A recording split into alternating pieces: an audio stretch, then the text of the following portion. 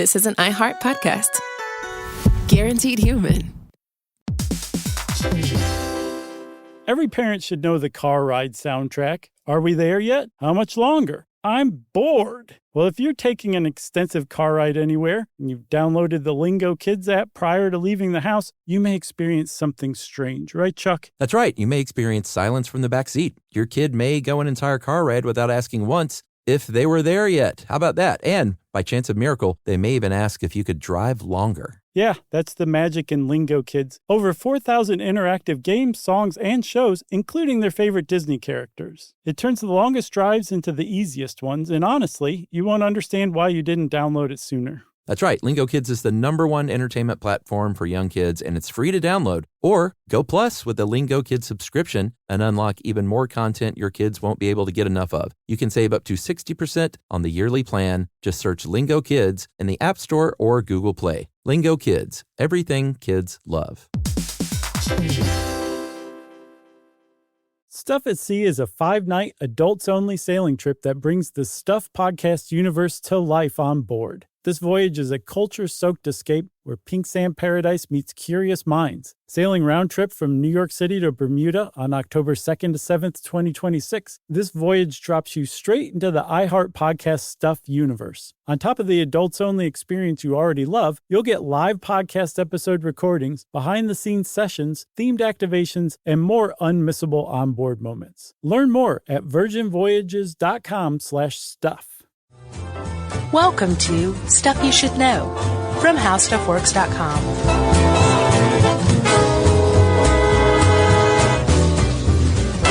Hey, and welcome to the podcast. I'm Josh Clark. There's Charles W. Chuck Bryant. Jerry's over there eating some soup and crackers, which means this is Stuff You Should Know. Yeah, Jerry's following too close.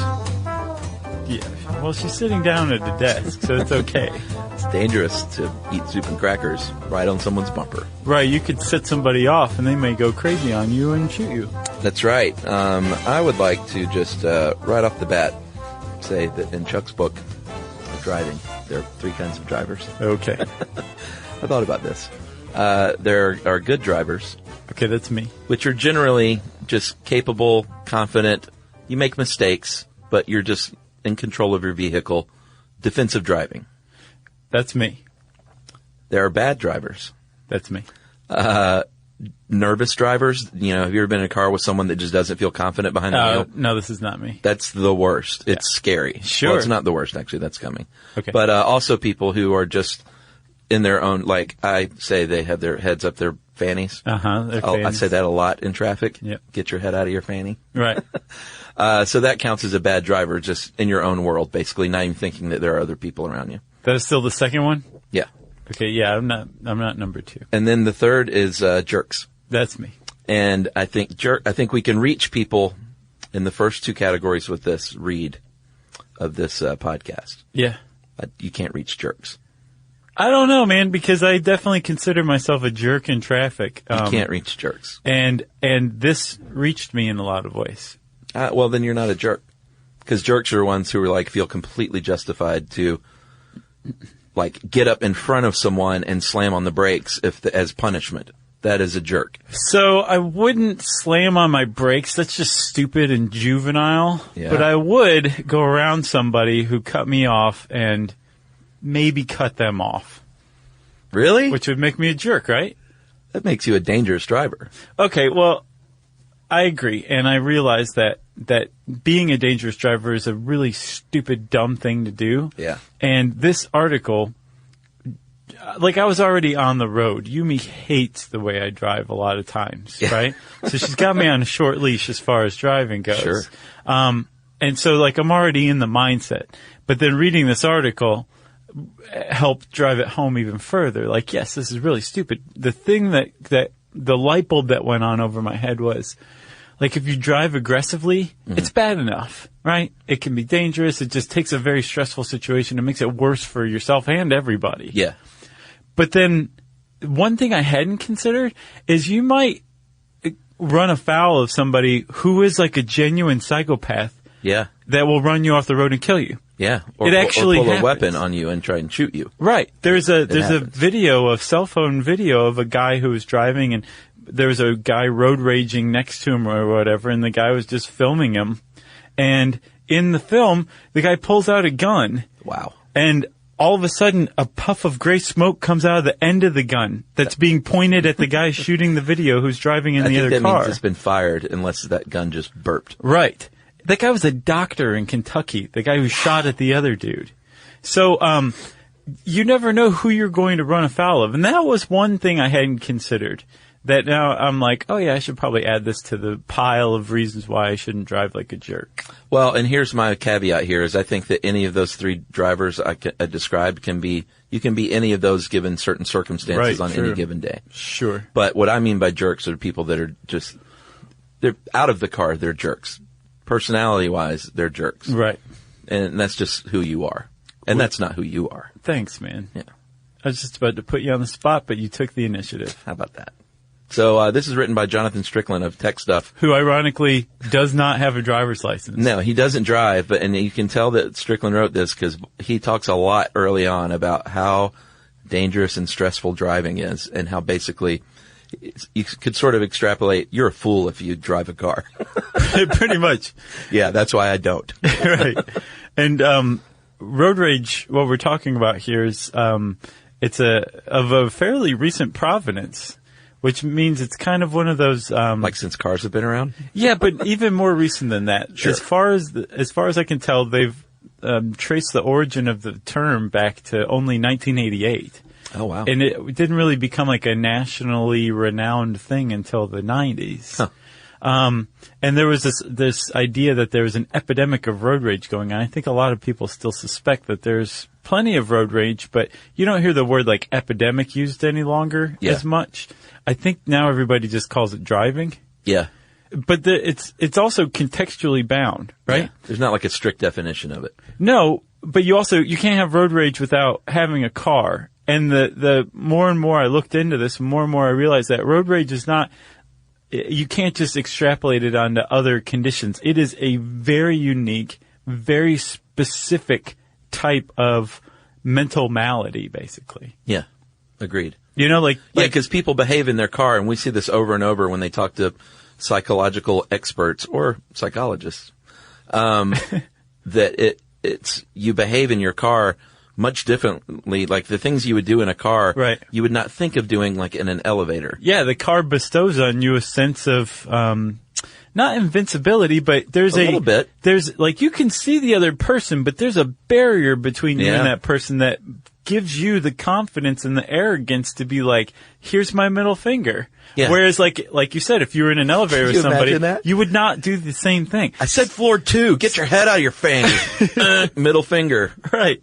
So the car sets you up for a certain sort of psychological aggressiveness. Right? Yeah, it's become okay.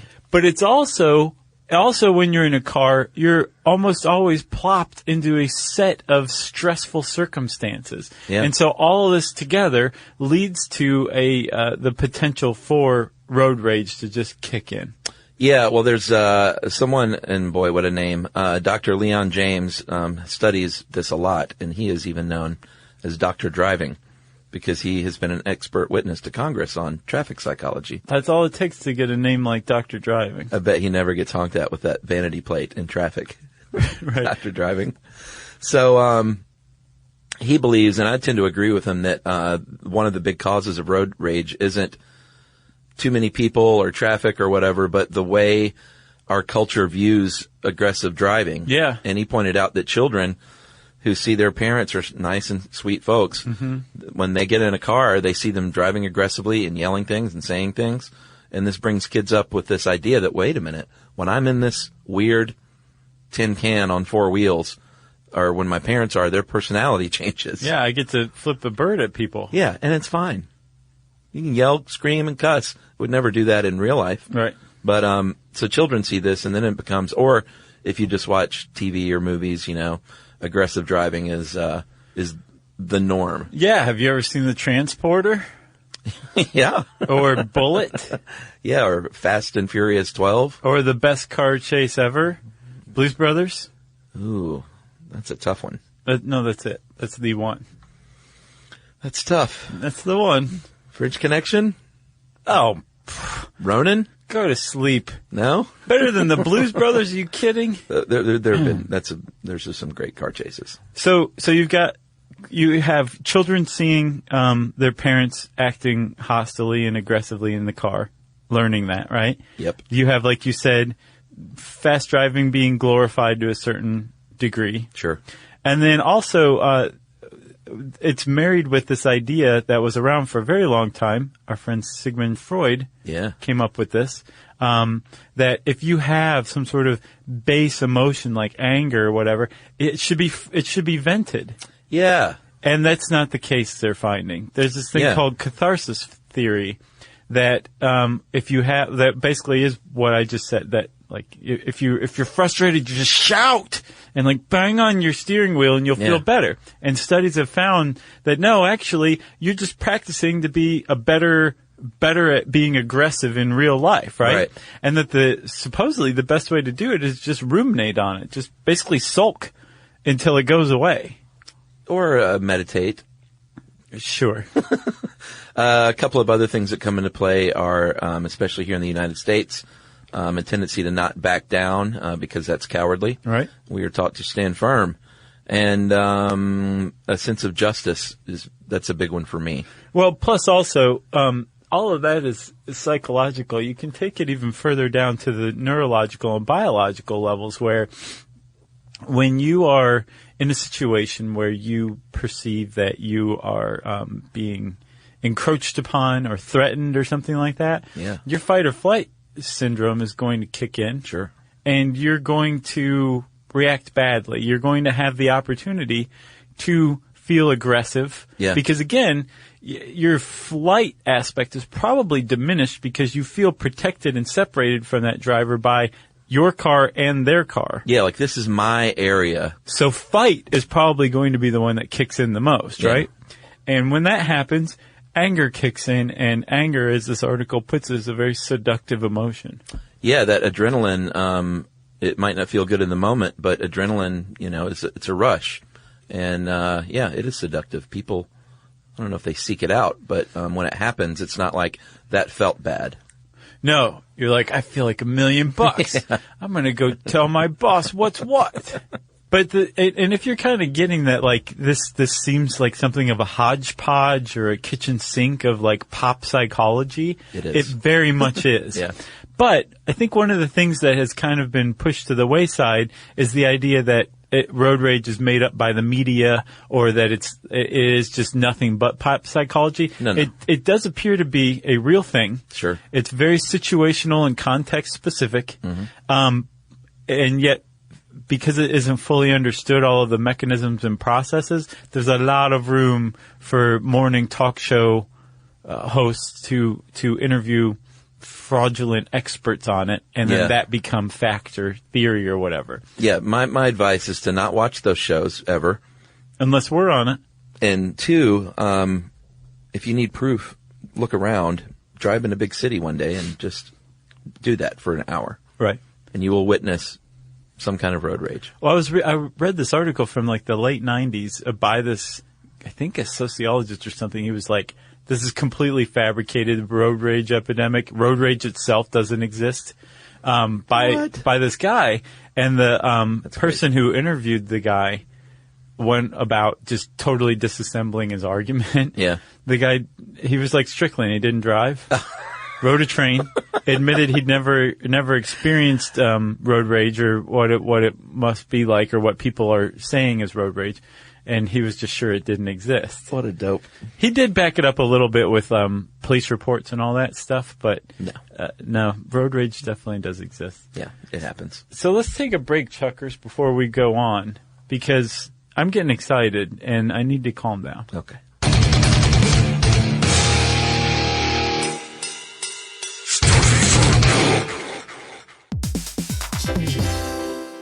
Work can be a little weird. One minute you're in a meeting that could have been an email. The next you're trying to decode corporate jargon that somehow means nothing. And don't even get us started on the quick sync that turns into a 45-minute deep dive. Yeah, well, the truth is figuring out your career isn't always straightforward. Whether you're trying to grow, pivot, or just stay relevant, it can feel like you're navigating it all on your own. Well, that's where LinkedIn comes in. That's right. LinkedIn can help you grow your career, helping you confidently navigate your path with insights, ideas, and inspiration from your professional community. You can stay up to date with the latest trends in your field, connect with people who get it, and discover opportunities tailored to your goals, your experience, and what actually matters to you. Whether you're looking for something new or just trying to grow where you are, LinkedIn gives you the tools and connections to move forward with confidence. Because LinkedIn is the network that works for you. Visit linkedin.com/know stuff to learn more. Mom, can I have Lingo Kids? Dad, Lingo Kids, please! When did we become the Lingo Kids house? No idea. Last week it was dinosaurs. This week it's... Lingo Kids! Why Lingo Kids? Because it's the best thing ever. We can play games with astronauts, wild animals, and superheroes. With more than 4,000 interactive games, songs, and shows, Lingo Kids is the #1 entertainment platform for young kids. So, no dinosaurs? And dinosaurs! Lingo Kids! Everything kids love. Download it for free.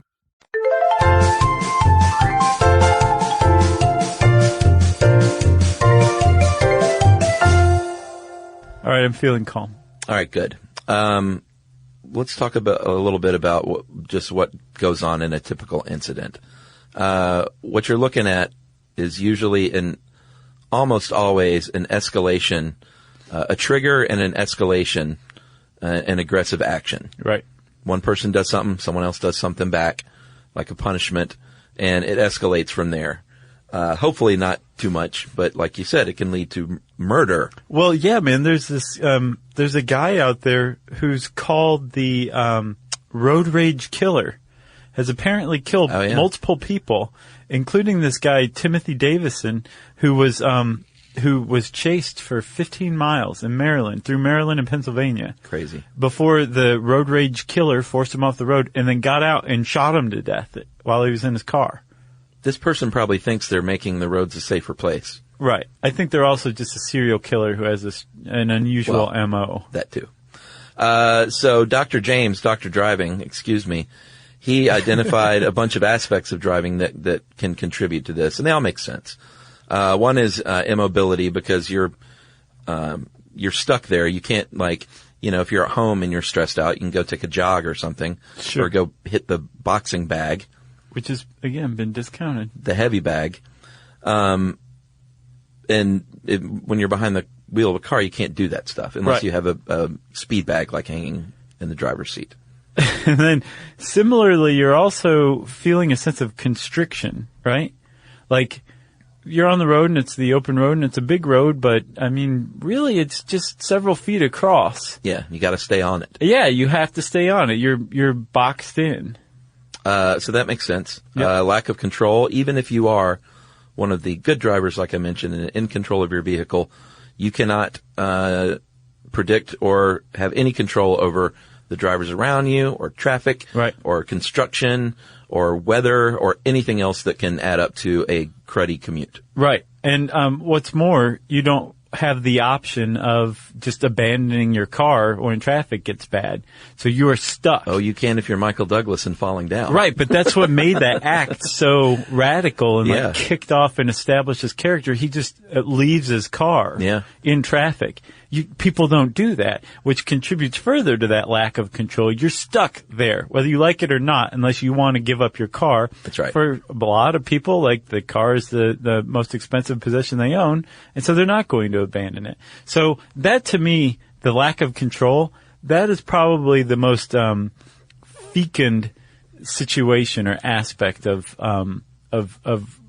driving that can lead to aggression and hostility and stress. Is if you need to be somewhere and you left in time and you made sure that you got up early and you got out there and everything's great on your end, but then you pull right into traffic and you know you're going to be late, well, that's not fair.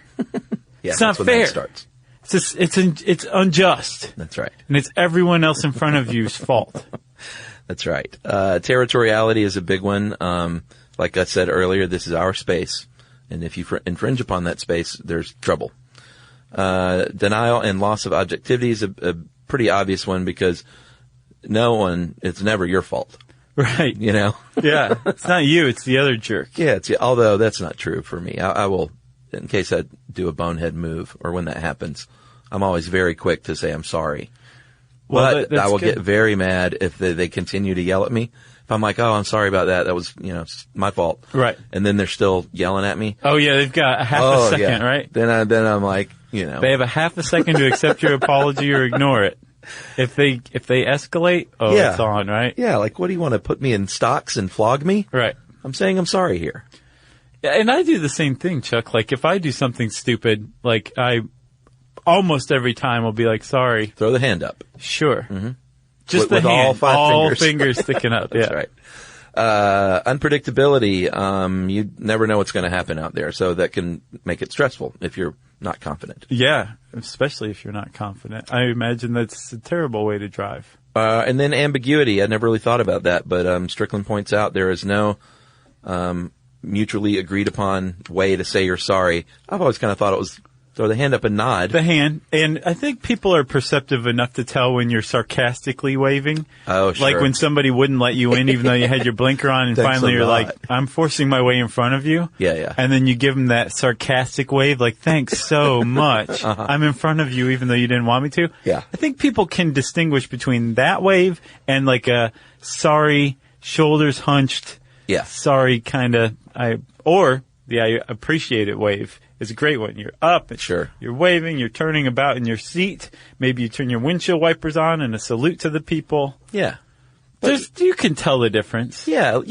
Let someone over. I found more and more people are intentionally don't let people in if someone's like, oh, I missed my turn. It's such a jerk move. Can I get in there? And people like, what kind of psychopath? What kind of sociopath? Well, it's the same thing. It just says, depends on whether you... No. I could let you in, but I'm not going to do it. The roads are lousy with those people. And lousy. You know what? When I see somebody else do that, I'm just like, I'll be like, you piece of garbage to the person who wouldn't let the other person in.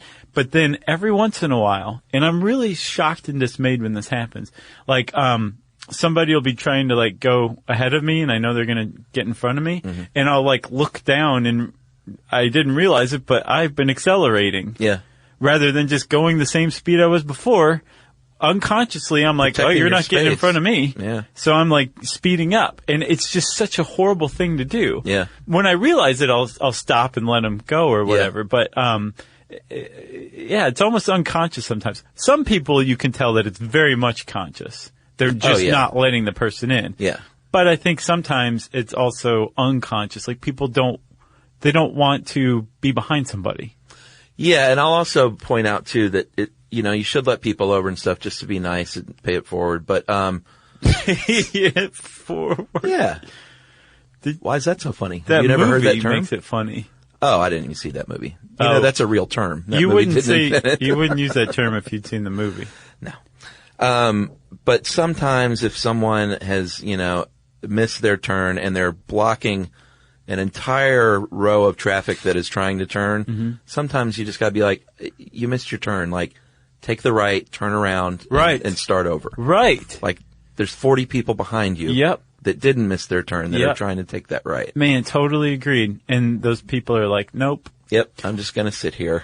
Or blocking the box at an intersection. Yeah. You just sets everybody back. Yeah. Big fines in New York City. For not in Atlanta. It's a free-for-all here in Atlanta. Yeah. Anybody can pull into an intersection at any time and block as much traffic as they want. And it's partially, the traffic planners are partially responsible for this, Chuck. There are plenty of dumb lights out there and dumb intersection systems that need to be improved. But one rule of thumb is you don't block the box. If everybody agrees not to block the box, then traffic will actually move a lot faster for everybody. Yeah, well, actually, take a step back. The real rule is don't enter an intersection if you cannot get completely through the intersection. Well, that's the thing. Don't block the box. Yeah, but sometimes people think like, oh, well, I think I see traffic moving. I'll just go ahead and get out there. Right. Then that light turns and then you're sitting in there like a jerk. What we need is just driverless cars. Do the thinking for us. Or people without their heads up their fannies. All right. So is it road rage? Is it aggressive driving? It's hard to determine that because you ask 100 people and you're going to get 100 different answers. Like some people say like, no, driving 40 and a 30 is fine. That's not aggressive. Yeah. Supposedly 47% of Americans consider driving 10 miles an hour or more over the speed limit to be a type of aggressive driving. That's part of the problem is you have wildly different opinions on what aggressive driving is. Right. So, not only do you have different opinions on what aggressive driving is, even if people all agree, yeah, like tailing somebody is or following way too closely is aggressive driving. It is. I think pretty much everyone can agree on that. There's still no quantifiable way to say that. Is it like 3 feet? Is it a car length? Well, can you judge a car length? Like there are actual laws that say the amount of car lengths you're supposed to be behind someone. How many? Well, it depends on your state. What state? Georgia. Well, I haven't taken the driver's test in 30-something years. But if I remember, like, they teach you in driver's ed, like, 2 car lengths is safe unless it's raining, and then you're supposed to increase it by 1. But, I mean, there are rules. Okay. It's not just indeterminate. People don't follow them. No. But, like, that's where you'll get a ticket if you rear end someone. Right. Once you rear end somebody. But people very rarely get pulled over just for following too closely. Of course not, unless you're following a cop too closely. So, okay, agreed. Like, there's no real definition necessarily of road rage. Although Strickland points out that there's a lot of people say what would constitute aggressive driving is road rage. Right. And he kind of sticks to the definition of road rage is when aggressive driving triggers a situation where people are committing acts of violence against one another, either using their cars or because their cars are around their cars. Yeah, I guess my definition would be more than one interaction. Like, one person cutting someone off and, like, flipping a bird, not nice, but I don't know if that's road rage. But if then that person reacts to them back and you have a situation going on between two people, that's road rage to me. My definition of road rage is when when something just sets you off and you go with it. Even if you're not even if the person doesn't see you or you're not trying to get the person to see you, but like you're pounding on your steering wheel because somebody cut you off or they didn't use their blinker or they're sitting there on their cell phone at a green light or something like that. And you're just that moment of basically temporary insanity. Yeah. That can just be a one-off to me. It doesn't even have to necessarily overtly include two people. It can be one person being set off by the behavior of another person. Yeah. That to me is road rage. Yeah, I've gotten much worse, I have to admit, about when the light turns green, it used to be just a polite look, like someone doesn't notice, just a little beep, the light's green. Yeah. But now the person is invariably looking down at their phone, and I don't just do a kind little beep anymore. Yeah. I give them a honk. And the other day, oh man, I had a lady sitting at the green light on her phone texting. I could see her. I honked good at her. She flipped me off and continued I'm going to finish my text. Oh my God. Oh dude, I had to channel every Cat Stevens song on the planet running through my head to not go nuts. Yeah. Cause I fall into the trap too. I'm not perfect. I was so angry at the injustice of her being like, no, I know it's green. Yeah. Shut up. I'm going to finish this text. Or similarly, I'll notice people who are, not quite that hostile, but you'll beep and they'll look up and they'll see oh, it's green. And then they start to do both. Right. They're still on their phone, but then they start to drive, slowly. But they're going a half a mile an hour, and it's not that much better than flipping you off and sitting there continuing to text. At least that lady knew where she stood. Yeah, maybe I should give her credit for just being herself. Yeah. All right, so Dr. Driving, he lists he divides aggressive driving up into 3 areas that I think are pretty emblematic of what you see every day.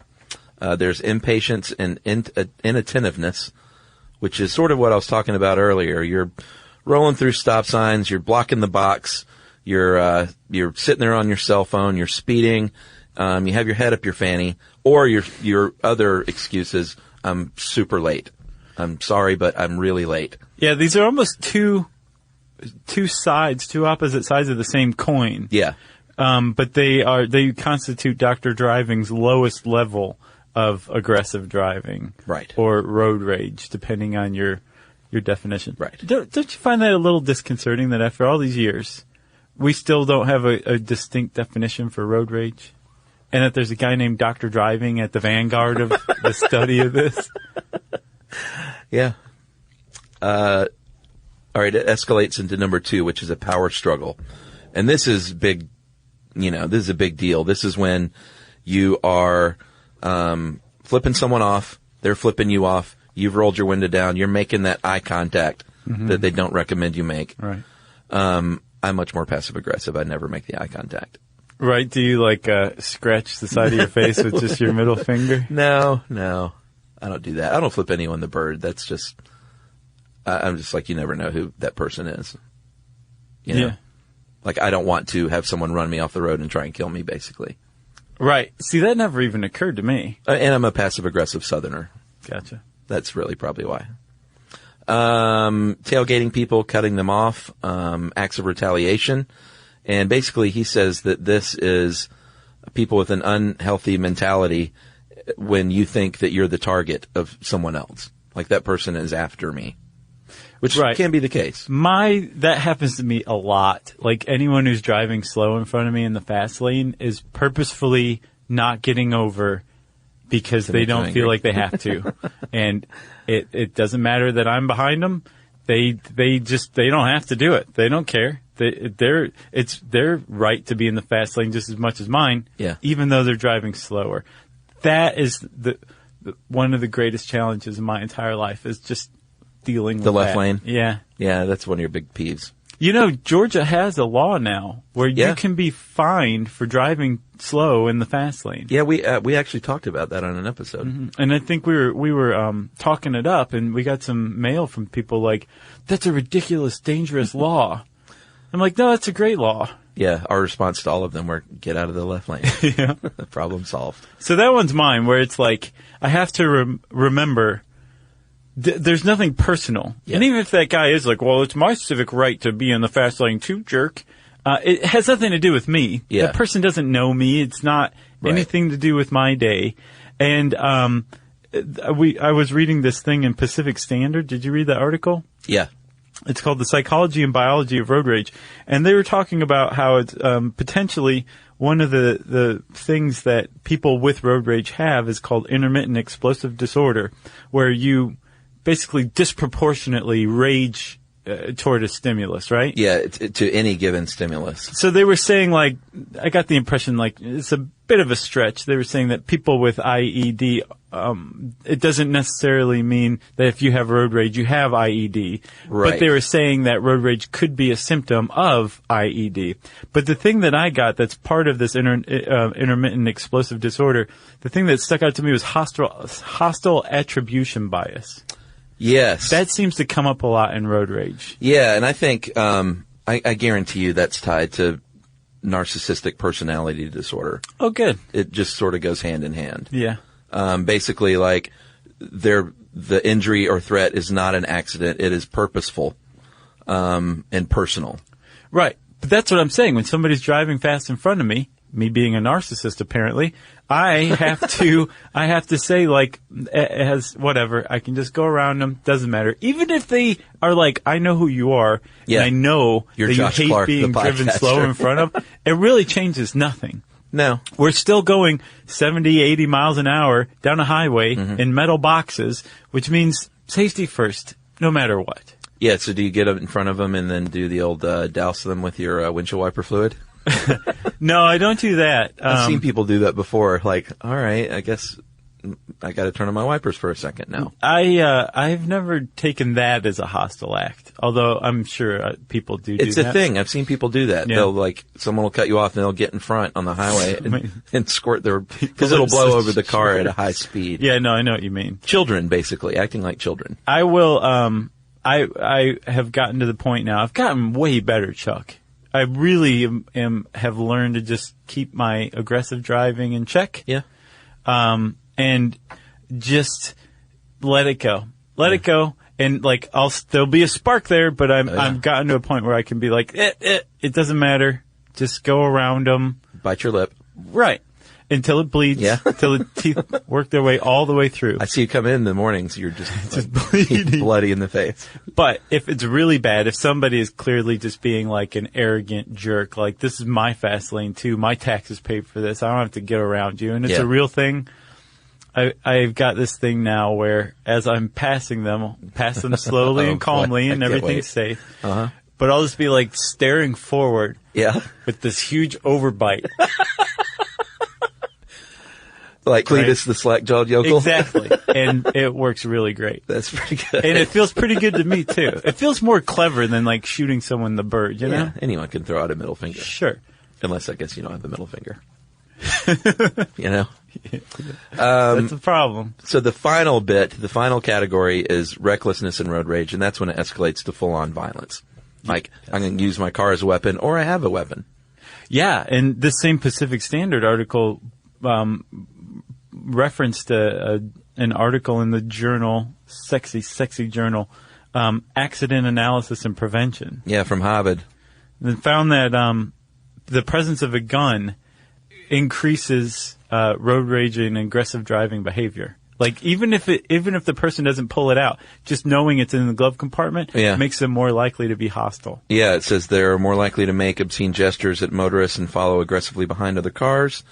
And they're saying, does that mean that you have a gun, you are going to drive more aggressively? They can't say that, of course. Or if you're an aggressive driver, you're just more likely to be the same type of person to have a gun. Right. Exactly. Interesting study, though, for sure. Yeah. And that same guy, actually, what's his name? This other dude, Emil Caccaro. Caccaro. He's a professor. Probably Caccaro. Caccaro. He's a professor at University of Chicago, and he makes a great point. His advice is, don't assume the other person is like you. Yeah. Like, they may be crazy. Don't assume they don't have a gun. Yeah. Don't assume that they're rational and reasonable and that, like, it can stop escalating at some point. Yeah, that's what I tell Emily all the time. I'm like, I trust you. I said, but you don't know if you flick someone off.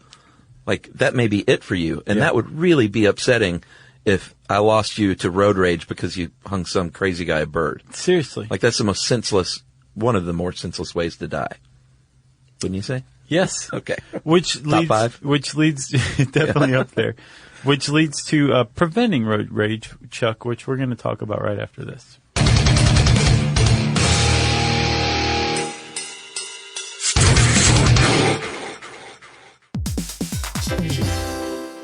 Work can be a little weird. One minute you're in a meeting that could have been an email. The next you're trying to decode corporate jargon that somehow means nothing. And don't even get us started on the quick sync that turns into a 45-minute deep dive. Yeah, well, the truth is figuring out your career isn't always straightforward. Whether you're trying to grow, pivot, or just stay relevant, it can feel like you're navigating it all on your own. Well, that's where LinkedIn comes in. That's right. LinkedIn can help you grow your career, helping you confidently navigate your path with insights, ideas, and inspiration from your professional community. You can stay up to date with the latest trends in your field, connect with people who get it, and discover opportunities tailored to your goals, your experience, and what actually matters to you. Whether you're looking for something new or just trying to grow where you are, LinkedIn gives you the tools and connections to move forward with confidence. Because LinkedIn is the network that works for you. Visit linkedin.com/knowstuff to learn more.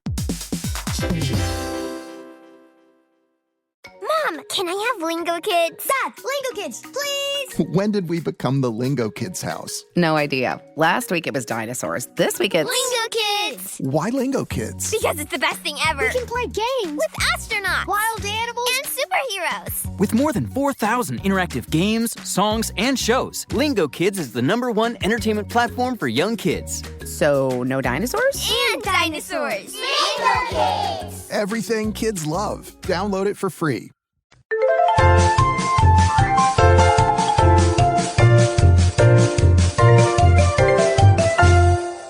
All right, Josh, we've vented a lot here today. I know. Even though they say that's not healthy. No.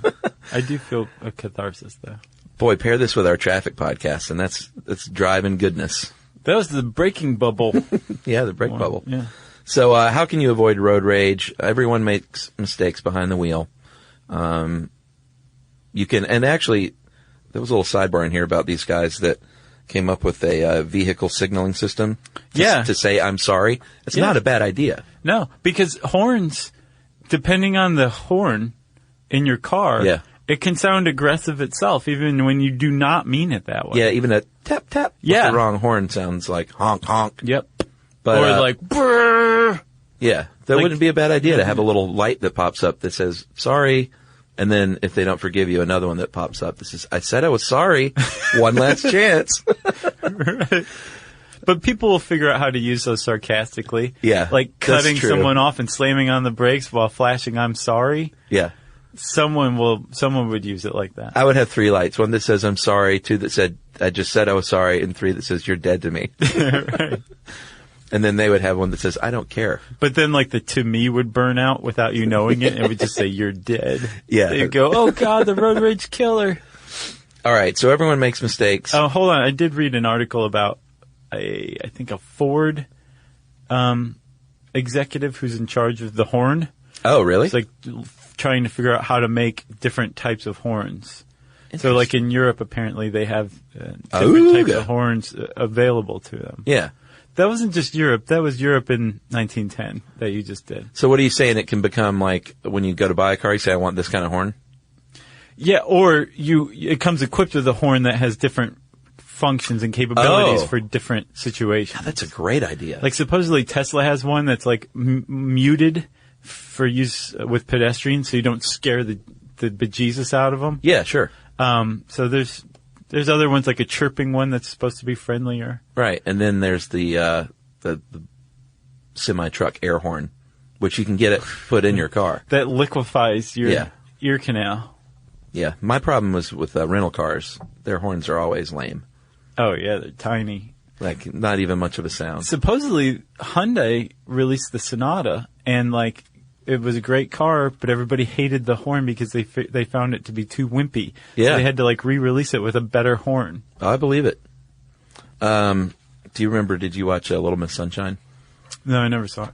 It's a good movie. There's a running gag that their old beat-up VW van has a horn that will go off occasionally, just without. Mm-hmm. But it sounded exactly like my old VW Beetle had a horn that was like, and it would cut in and out, and it would, for a time, whenever I took a hard left turn, it would go off. Wow. But it wasn't loud. It was just like, it sounded like a dying person gasping for air. A death rattle. Yeah, a death rattle horn.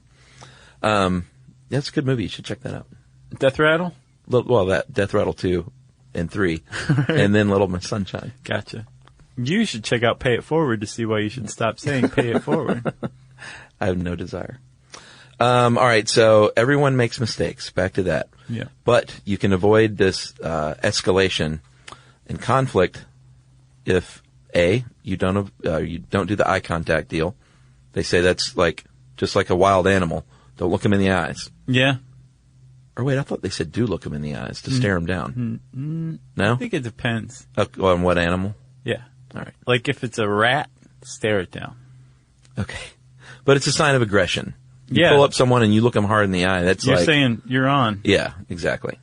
Let's rumble. Keep control of your temper. That's a no-brainer. It is a no-brainer, but that's tough to do. It is tough at that to do. situation. It is. Especially if your justice bells are ringing like mine do. Right. Like that person shouldn't get away with this. Right. Like lady in front of me, she should not have gotten away with that. Right. All right. They have done surveys even that showed that drivers don't think that they think they're being assertive and not aggressive. So that basically there can be a lot of mixed communication. And your goal is to just, I don't care what they're doing. I'm not going to match what they're doing. Right. Makes sense. It's also called being the bigger person. Yeah. You know, just let it go. Don't let them make you hit the gas pedal. Just think about all the gas you'll save by not driving aggressively in return. Yeah, and Strickland points out that will seem unnatural to you even. Yeah. To just say, you know what, they're driving like that. It's not my problem. They're a sad, angry person. Well, he also points out that they're probably under as much stress as you are. Yeah, they may be late. Because apparently, in follow-ups to aggressive driving incidents and road rage incidents, people frequently say they were under stress outside of their car already. Work stress, life stress, that kind of stuff, right? So when you carry that into the extraordinarily stressful, unnatural situation of driving a car, especially in traffic, it can also, you're just already set up for it. Yeah. So if you step back and think, maybe that person's having a rough time in their life, it will make it easier for you to just let it go. Yeah. And Agreed. be the bigger person. Yeah. It's a win-win. And we've all been there. And I think you can admit, like, if you're just having a great day and everything's coming up Josh, you're probably much more laid back behind the wheel. Sure. You know, but if you're super uptight about something, I think all of us fall into that trap, you know? Yeah. So there are steps you can take to prevent falling into that trap. There's one in here that cracks me up, but is totally true. Listening to relaxing music. Yeah. I listen to easy listening music. Uh-huh.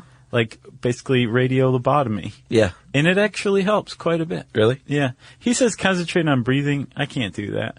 Yeah, I mean, I get bored anytime I try to just focus on my breathing. Yeah. You're either good at that or you're not. Right. So, I've opted for relaxing music instead. He recommends to get enough sleep. I guess that makes sense. Here's one you have to give yourself plenty of time to where you're going. Sure. Don't leave late and expect to just have a pleasurable ride. Right. Right. You just can't. No. You expect the worst. Mm-hmm. Expect that, and if you show up 5 minutes early, whatever. That's fine. People love punctual people. That's nice, right? If it's out of your hands though, then you should say, okay, I'm going to be like, not, oh God, I need to cut through all this. Yeah. Which is kind of like Yumi is rolling on the ground laughing right now hearing me say that. Yeah. Cause I'm like, we have to go to the airport. First of all, we have to leave 2.5 hours before our flight. Yeah. And I have to drive like a maniac on the way to get there. Yeah. Even if we have plenty of time. Yeah. Because there's a flight. Yeah. Sure. You got a deadline. Yep. You don't want to miss that flight. Nope. I get it. I get super stressed with, when I know I have to fly that day. Yeah. Because you don't know. You can look at the traffic map, but sometimes it feels like you can't leave early enough. Right. You know? I've actually gotten a lot more relaxed on that, too. Now that I think about it, Yumi's like this little walking Valium for me, right? She's That's totally great. chilled me out in traffic. Yeah. She's chilled me out about, like, missing a flight and all that stuff. So, yeah, I have chilled out tremendously. But I still do drive aggressively sometimes. That's right. I'm a work in progress, Chuck. I do, too, my friend. It happens. And we've already talked about avoiding venting. That can actually increase your sense of danger and frustration instead of calming you down. Yeah.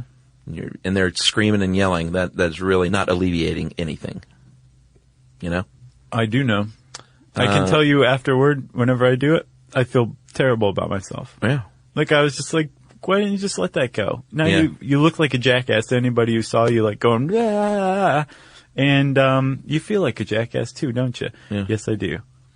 That's what I say to myself. So let's talk a few statistics here to close, shall we? Oh, wait, Dr. Driving does point out one thing that I think is probably right. What's that? One of the best ways to deal with road rage, to prevent road rage, is to teach little kids from an early age how to drive safely, how to avoid road rage, that kind of stuff. Yeah. And I remember going to Safety City. Did you ever go to Safety City, or have you ever heard of it? Never heard of it. It might have just been like an Ohio thing. Okay. But we had Danger City. It was nice. That sounds kind of fun. Yeah. Safety City was the opposite of that. There were dangers there, but it was all like plastic miniature stuff. So like there was a jail in the center of town and like a little tiny street. It's like a tiny city. Okay. With like streets and sidewalks and all that stuff, and then buildings and all that. And then you're on your big wheel riding around learning what traffic laws are like. Really? So it's to teach kids how to drive? Yes, but also how to cross the street safely, all that stuff. But you learn about the danger of walking out in front of a car by being a car yourself and having one of your peers walk out in front of you. And like That's the first pretty cool. couple of times you try to run them down, but then you learn like, no, that's not cool because they send you to jail. Was that part of school? I don't remember what it was. I was pretty young. I just remember my dad taking me to it and it being like a decent drive away from our home. Yeah. So I'm not exactly sure where it was when I went to it. I just remember I got to bring my big wheel and I thought it was pretty great. That's awesome. Yeah.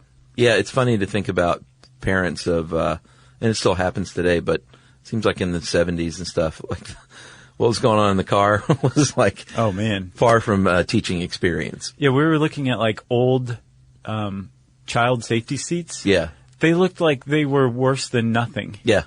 Like this metal bar that would just cut you in two if you hit it like fast enough. I mean, like these things couldn't have been safe. Like an old rusty spring like pointed at your temple. Yeah. Just bad news. Yeah, I mistakenly flew in on this last tour to Baltimore instead of Washington, D.C. Mm-hmm. So I had to take a cab. I was going to take like a bus and a train, but I was like, nah, I'm running late. I need to get in a cab. Yeah. And I got in a cab to go from Baltimore to D.C., and it was the grumpiest, oldest cab driver I've ever met in my life. Yeah. This guy was in his mid-70s and immediately started honking at the cab in front of him at the airport to get out of the way. They do that. And dude, it was the perfect guy for what I needed because he drove like a bat out of Hades to get me there on time. Yeah. And it was comical and scary and awesome. Yeah. All Did you have your seatbelt on? Yeah. Yeah. People who don't put their seatbelt on because they're in a cab, it's like use your brain. Yeah, I used to not wear much in the back seat, but I've gotten better about that. You need to. Yeah. I always figure like, I'll just hit the seat in front of me, right? Maybe so, but you might go flying over the seat and kick the person in the front seat to death. Yeah. It's not just you. Kick him to death? Yeah. Can we talk stats? Yeah. You dug out this cities that are the most courteous and least courteous as of last year. Auto Vantage survey. They did one in 2009 and they did one in 2014. And this varies from year to year, but in 2014, they listed Houston, Texas, our own Atlanta. Number 2, least courteous. Baltimore, D.C., and Boston as least courteous. Right. And that changed from 2009, which was New York, Dallas, Detroit, Atlanta. The only holdover was Atlanta. Right. And Minneapolis, which surprises me. Yeah, and then how the mighty have fallen. Baltimore in 2009 was the third most courteous. In 2014, it was the third least courteous out of like 25 major cities. It makes me wonder what kind of study this is, to be honest. So they surveyed 2,500 drivers who drive in rush hour traffic at least 3 times a week, and then asked them questions that pertain to like aggressive driving and driving courtesy. Not terrible. Yeah, it's not. I mean, it was a phone survey, and each participant spent about 6 minutes or whatever. But I mean, it's about as legitimate as these kind of things get because it's the study of road rage, and apparently no one's serious about it. Except Dr. Driving, and he can't even be serious enough to just call himself Dr. James. Well, he used to be Mr. Driving, so he's definitely taking it a little more serious. He went back to school. Most courteous cities last year were Portland is number 1, Pittsburgh, St. Louis. But Portland was also number 1 in 2009. Yeah, so they're chill people out there. Yeah. That's been my experience. Portland, Pittsburgh, St. Louis, San Francisco, and Charlotte, North Carolina as the most courteous cities. So how about that? Yep. You got anything else? No. One thing I did see though, I was surprised. Strickland cites a study that found that women and men are pretty close in aggressive driving behaviors, self-reported aggressive driving and road rage experiences. It was like 54% of men, but 44% of women. Yeah. I would have guessed the disparity would have been a little more, but apparently road rage strikes both genders equally. I definitely see angry women out there. And angry dudes. It's both. Yeah. Yep. So that's road rage, dude. Uh-huh. If you guys want to know even more about road rage, type those words into the search bar at howstuffworks.com. And since I said search bar, it's time for listener mail. Yeah, and if we didn't impart it, settle down out there. It's dangerous. Yeah. We're all trying to get by here. Everybody's got their own life stresses that they're bringing to the road. Be a little more courteous. They didn't mean it to you personally, so don't take it personally. Yeah. Josh. And Chuck. And Jerry. I've seen her drive. Oof. Oh, yeah? I've never seen Jerry drive. Is she like an aggressive driver? No, Jerry drives very safely, from what I remember. She takes crazy routes. I remember that. Like, I'm cutting through this parking lot because this light stinks. And oh, really? Yeah, but I think that's what you mean, the Jerry. Commute route. She had mastered it from Buckhead. I will do that too. Oh, yeah, me too. All right, I'm going to call this wow signal from a pro. Oh, cool. Hey, guys, I'm a radio astronomer. And Cool. actually, yeah, right. Actually, my subfield is radio transients, i.e., radio signals detected once and never again. Wait, is this person going to debunk the wow signal right here? No, this is actually a nice email. Okay, good. I felt like I had to write in about the wow signal. I'm really glad I listened to the episode. She almost didn't. Because you guys really did a great job nicely balancing the science and speculation. So thank you. And when I get asked in the future, I'll be sure to refer people to your wonderful coverage. Well, thank you. I thought I'd give a few more details on it if you're interested. On the it might be real side of things, it's also worth mentioning that the Big Ear telescope used to look at 2 points on the sky at the same time, separated by a small distance, like 2 separate pixels. The wow signal was detected in one, but not the other, which is another good indication that it might indeed be coming from space. On the it might be nothing side, however, some recent work that I've done actually showed that some unexplainable signals that we detected at a radio telescope in Australia turned out to be coming from microwave ovens at the telescope site. Man-made signals can sometimes interfere with radio telescopes in ways we don't expect, so it's hard to know if something like that could have also produced a wow signal. It's hard to say either way. I don't have a strong opinion, to be honest. I mainly study things called fast radio bursts, but I just wanted to say great job, and thanks for making my job easier. Rock on. Thank you, Rock On. And that is from Emily Petroff, originally from Portland. Thank you, Emily. Oh, courteous driver, probably. Now living in Melbourne. I don't know about Melbourne's driving. And moving to the Netherlands in January, if I pass my PhD defense in October. Oh, man, good luck, Emily. Way to go. I hope to see you in the Netherlands, or, That she in my makes it to mind's the eye. Netherlands. Yeah. Sure. Gotcha. If you want to tell us that we did a fantastic job on something that you're an expert in, we'd love to hear from you. For a change. Yeah. You can tweet to us at SYSK Podcast. You can join us on Facebook.com/Stuff You Should Know. You can send us an email to stuffpodcast@howstuffworks.com. And in the meantime, you can hang out with us at our super dope home on the web, StuffYouShouldKnow.com.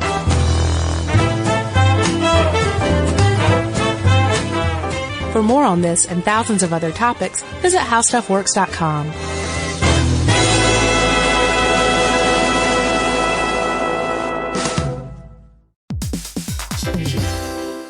Hey, quick question for the parents listening right now. When's the last time your kid asked for something and you actually felt good saying yes? Because lately, a lot of families have been hearing the same thing. Can I have Lingo Kids, please? And here's the thing. Lingo Kids is the #1 entertainment platform for young kids with more than 4,000 interactive games, songs, and shows. Astronauts, wild animals, superheroes, dinosaurs. It's literally everything kids love all in one place. So when they ask for it, you can actually feel good saying yes. Download Lingo Kids for free and start exploring today, or unlock even more amazing content with Lingo Kids Plus. And if you go with the yearly plan, you can save up to 60%. Just search Lingo Kids in the App Store or Google Play. Lingo Kids, everything kids love.